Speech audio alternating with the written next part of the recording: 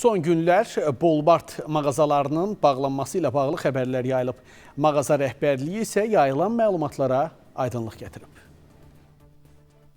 Bolmart mağazalar şəbəkəsinin bağlanmasına dair yayılan məlumatlar həqiqətə uyğun deyil. Lakin bir filialımız icarə ilə bağlı yaranmış problemlər səbəbindən fəaliyyətini dayandırmaq məcburiyyətində qalıb. Bunu mağazanın icraçı direktoru Ramil Məmmədli şəbəkənin bağlanmasına dair yayılan məlumatlara aydınlıq gətirmək üçün keçirdikləri mətbuat konfransında deyib. İcarə müqaviləsinin müddəti başa çatdıqdan sonra icarə verən bizə məlumat verilmədən başqa şəxslərə icarəyə verilibdir. Sadəcə olaraq burada vurğulamaq istəyirəm. Bizim münasibətlər icarə müqaviləsi ilə tənzimlənir.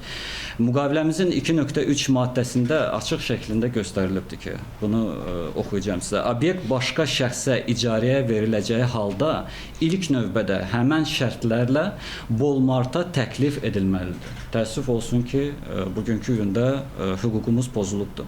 Ramil Məmmədli bildirib ki, sözügedən mağazaya 5 milyon manatdan artıq yatırım qoyulub və burada 200-ə yaxın əməkdaş çalışır. Həmin obyekt şəbəkənin ən rentabilli mağazalarından biridir. Lakin yayılan məlumatlar şirkətin kredit öhdəliklərinə, gələcək fəaliyyətinə və ən əsası 6000 əməkdaşımızın iş təhlükəsizliyinə mənfi təsir göstərə bilər.